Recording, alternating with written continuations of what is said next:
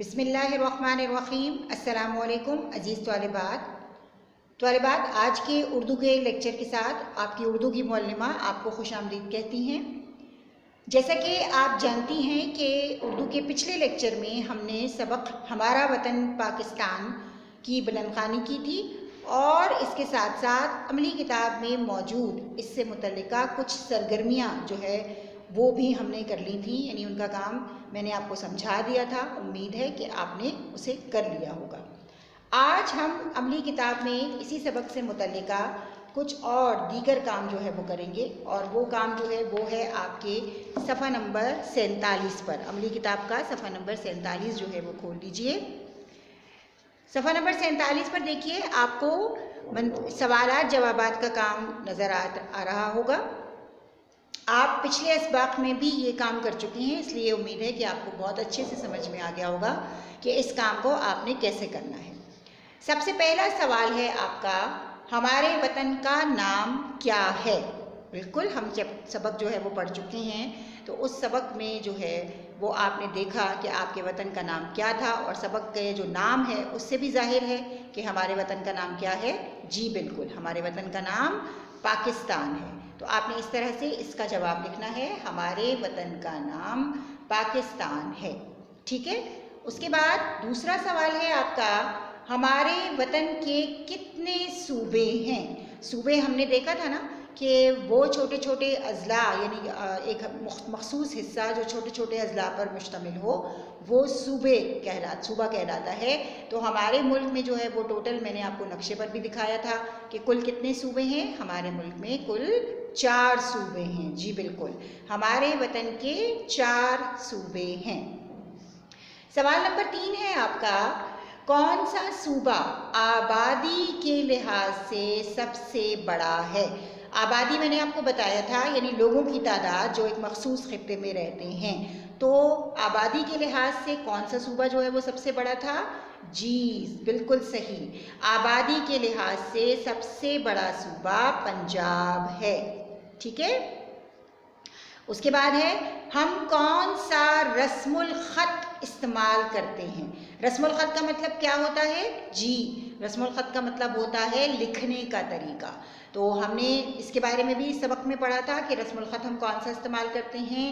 ہم عربی اور فارسی رسم الخط استعمال کرتے ہیں۔ ٹھیک ہے، اس کے بعد سوال نمبر 5 ہے آپ کا، رقبہ اور جگہ کے لحاظ سے کون سا صوبہ سب سے بڑا ہے؟ میں نے بتایا تھا نا نقشے پر آپ کو کہ کون سا صوبہ جو ہے وہ سب سے بڑا نظر آ رہا تھا، یاد ہے نا؟ تو کون سا صوبہ تھا وہ؟ رقبے اور جگہ کے لحاظ سے بلوچستان سب سے بڑا صوبہ ہے۔ ٹھیک ہے بیٹے، یہ آپ کے سوالات جوابات ہیں، ان کو آپ اچھے سے دیکھ لیجئے، اور یقیناً ان کے جوابات آپ خود بھی بہت آسانی سے لکھ لیں گی، کیونکہ آپ یہ کام جو ہے یہ پڑھ چکی ہیں، یہ سب باتیں سب آپ نے سبق میں پڑھ لی ہیں۔ اب آ جائیے سوال نمبر 2 کی طرف، جملے مکمل کیجئے۔ پہلا ہے، پاکستان ایک ڈیش ملک ہے۔ کون سا ملک ہے؟ پاکستان ایک اسلامی ملک ہے۔ ٹھیک ہے، ہم سب ڈیش ہیں، ہم سب کون ہیں؟ جی بالکل، ہم مسلمان ہیں۔ رقبے کے لحاظ سے ڈیش سب سے بڑا صوبہ ہے۔ کون سا صوبہ سب سے بڑا ہے؟ بلوچستان، شاباش۔ پاکستان میں ڈیش زبانیں بولی جاتی ہیں۔ پاکستان میں کئی زبانیں بولی جاتی ہیں۔ ٹھیک ہے، پاکستان ڈیش میں واقع ہے، پاکستان بر اعظم ڈیش میں واقع ہے۔ کہاں واقع ہے پاکستان؟ بر اعظم ایشیا میں واقع ہے۔ جی شاباش۔ اس کے بعد ہے سوال نمبر 3، مناسب الفاظ سے خالی جگہیں پر کیجیے، یعنی یہاں پر آپ کو آپشنز دی ہوئی ہیں، آپ نے ان آپشنز میں سے جو صحیح ہے وہ یہاں پر لکھنی ہے۔ پاکستان میں اردو زبان ڈیش ہے، بولا جاتا ہے یا بولی جاتی ہے؟ جی، تو اس میں کیا آئے گا؟ اس میں بولی جاتی ہے، یعنی زبان جو ہے وہ مؤنث ہوتی ہے۔ عائشہ نے روزہ رکھی یا رکھا؟ جی رکھا، روزہ مذکر ہے۔ اس کے بعد ہے، کیا آپ باقاعدہ 5 وقت کی نماز ڈیش ہیں، پڑھتا یا پڑھتی؟ اب آپ سے سوال ہو رہا ہے، تو چونکہ آپ جو ہیں وہ لڑکی ہیں، اس لیے آپ کیا لکھیں گی؟ پڑھتی۔ کیا آپ باقاعدہ 5 وقت کی نماز پڑھتی ہیں؟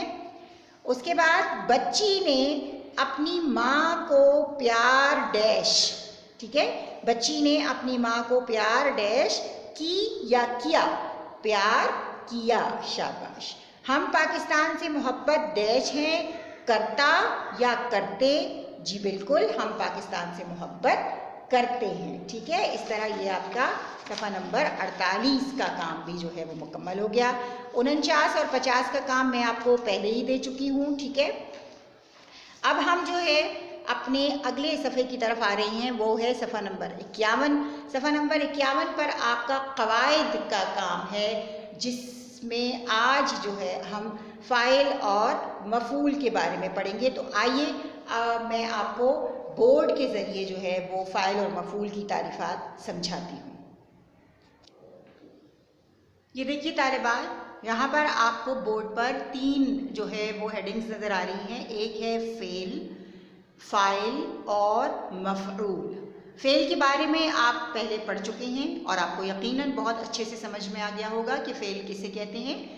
ایسے افعال جن میں کسی کام کے کرنے یا ہونے کا ذکر ہو فعل کہلاتے ہیں، ٹھیک ہے نا۔ یعنی کوئی کام جو ہے، فعل کا جو لفظی مطلب ہے وہ کیا ہوتا ہے، کام۔ تو وہ تمام الفاظ جن سے کسی کام کا کرنا یا ہونا ظاہر ہو رہا ہو وہ کیا کہلاتے ہیں، وہ فعل کہلاتے ہیں۔ دیکھیے یہاں پر مثالیں ہیں، میں اخبار پڑھتا ہوں۔ اب میں اخبار پڑھتا ہوں میں جو فعل ہے یعنی جو کام ہے وہ کیا ہے، پڑھتا ہوں۔ یعنی میں کیا کر رہا ہوں، میں اخبار پڑھ رہا ہوں، تو اس کا مطلب کیا ہے کہ یہ پڑھنا جو ہے یہ فعل ہے۔ اس کے بعد دوسری مثال دیکھیے، سلیم سیب کھاتا ہے۔ اب سلیم سیب کو کیا کر رہا ہے، کھاتا ہے، یعنی کھا رہا ہے، تو یہ کھانا جو ہے یہ کیا ہے، یہ فعل ہے۔ یہ بات تو آپ کو پہلے سے پتہ تھی، جو میں نے دوبارہ سے آپ کو ریوائز کروا دی ہے۔ اب میرا بیٹا یہ دیکھیے اگلی جو بات ہے وہ ہے فاعل، یہ اسی سے متعلقہ چیز ہے۔ اب فاعل کا کیا مطلب ہے، ٹھیک ہے، وہ ذات جو کوئی کام کر رہی ہو اسے فاعل کہتے ہیں، ٹھیک ہے۔ مثلاً آپ نے جو ابھی پچھلی مثالیں پڑھی، فعل کی جو مثالیں میں نے آپ کو بتائی ہیں، ان میں دیکھیے میں اخبار پڑھتا ہوں۔ اب پڑھنا میں نے آپ کو بتا دیا کہ یہ کیا ہے، یہ فعل ہے۔ اس میں جو کام کر رہا ہے وہ کون ہے، وہ میں ہوں، یعنی میں اخبار پڑھ رہی ہوں تو میں جو ہے وہ کیا ہوگا، وہ فاعل ہوگا۔ اسی طرح سلیم سیب کھاتا ہے میں نے آپ کو بتایا کہ کھانا جو ہے وہ کیا ہے، وہ فعل ہے۔ تو اس میں سیب کون کھا رہا ہے یا کون کھاتا ہے، وہ ہے سلیم، تو سلیم جو ہے وہ کیا ہوگا، وہ فاعل ہوگا۔ اسی طرح یہ مثال دیکھیے، میں نے قلم خریدا۔ اب اس میں جو ہے قلم خریدا کس نے، میں نے، تو میں جو ہے وہ کیا ہے، فاعل ہے۔ کام کرنے والا جو ہے وہ کون ہوتا ہے، وہ فاعل کہلاتا ہے۔ اسی طرح احمد انگریزی پڑھاتے ہیں۔ پڑھاتے ہیں یعنی کون انگریزی پڑھاتے ہیں، احمد، ٹھیک ہے، تو احمد جو ہے وہ کیا ہے، وہ فاعل ہے۔ اس طرح اس کی جو عام سی تعریف ہے وہ کیا ہے، کام کرنے والا جو ہے وہ کیا کہلاتا ہے، وہ فاعل کہلاتا ہے۔ کام کو فعل کہتے ہیں اور کام کرنے والے کو کیا کہتے ہیں، فاعل کہتے ہیں۔ اس کے بعد تیسرا جو ہے وہ ہے مفعول۔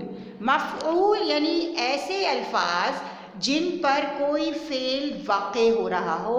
مثلاً دیکھیے، سلیم نے بچے کو مارا، ٹھیک ہے، سلیم نے کس کو مارا، بچے کو، تو مار پڑ رہی ہے بچے کو، اس لیے بچہ جو ہے وہ کیا ہے، وہ فاعل، وہ مفعول ہے۔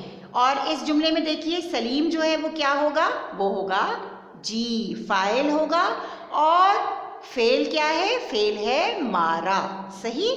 اس کے بعد اگلا جملہ ہے آپ کا، نسیمہ کپڑے دھوئے گی۔ اب نسیمہ کیا دھو رہی ہے، نسیمہ جو ہے وہ کپڑے دھوئے گی۔ کیا دھوئے گی، کپڑے، تو کپڑے جو ہے وہ کیا ہے، مفعول ہے، ٹھیک ہے۔ اور اس جملے میں نسیمہ کیا ہوگا، جی بالکل فاعل نسیمہ ہے، اور دھوئے گی جو ہے وہ کیا ہوگا، وہ ہوگا فعل۔ آئیے ان تینوں کی مثالوں میں ہم فعل، فاعل اور مفعول الگ الگ کر کے دیکھتے ہیں۔ پہلی میں نے آپ کو پہلے سے بتا دیا تھا، دیکھیے میں اخبار پڑھتا ہوں، ٹھیک ہے. اب اس میں میں جو ہے وہ کیا ہے؟ جی، میں فاعل ہے، اخبار جو ہے وہ مفعول ہے، اور پڑھتا ہوں جو ہے وہ کیا ہے؟ فعل ہے. اسی طرح سلیم سیب کھاتا ہے. اس میں سلیم جو ہے کیا ہے؟ جی بالکل، سلیم جو ہے وہ فاعل ہے، سیب جو ہے وہ مفعول ہے، اور کھاتا ہے جو ہے وہ کیا ہے؟ وہ ہے فعل. اسی طرح میں نے قلم خریدا. اب اس میں جو ہے وہ فاعل ہے، قلم مفعول ہے، اور خریدا جو ہے وہ کیا ہے؟ وہ فعل ہے. احمد انگریزی پڑھاتے ہیں. احمد فاعل ہو گیا، انگریزی جو ہے وہ مفعول ہو گیا، اور پڑھاتے جو ہے وہ کیا ہے؟ وہ فعل ہے. اسی طرح آخری والی مثالوں میں دیکھیے، سلیم نے بچے کو مارا. سلیم فاعل ہے، بچے مفعول ہے، مارا جو ہے وہ فعل ہے. نسیمہ کپڑے دھوئے گی. نسیمہ فاعل ہے، کپڑے مفعول ہے، اور جو ہے دھوئے جو ہے وہ کیا ہے؟ وہ فعل ہے. تو امید ہے میرا بیٹا کہ آپ کو فعل، فاعل اور مفعول جو ہے وہ بہت اچھے سے سمجھ میں آ گیا ہوگا. اب آپ نے کرنا کیا ہے کہ آپ نے ایک تو یہ جو سوال جواب یعنی صفحہ نمبر 47 اور 48، 47 اور 48 کا جو کام ہے وہ آپ کو عملی کتاب کے اندر کرنا ہے. اور اس کے ساتھ ساتھ آپ کو ایک کام اور بھی کرنا ہے، اور وہ یہ کرنا ہے کہ آپ کو فعل، فاعل اور مفعول کی تعریفات جو ہیں یہ آپ کو اپنی کاپی، جو آپ کی کاپی ہے اس میں کرنی ہے. تو آئیے میں آپ کو دکھاتی ہوں کہ آپ کو کس طرح سے یہ کام کرنا ہے. یہ دیکھیے طالبات، یہ آپ کی اردو کی کاپی ہے، ٹھیک ہے. اس میں آپ نے جو ہے وہ اس طرح سے یہ تعریفات کا کام جو ہے وہ کرنا ہے. سب سے پہلے آپ کو کیا کرنا ہے؟ آپ کو فعل کی اوپر قواعد کی ہیڈنگ کلر پینسل سے اگر لگائیں گے تو اچھا خوبصورت کام لگے گا.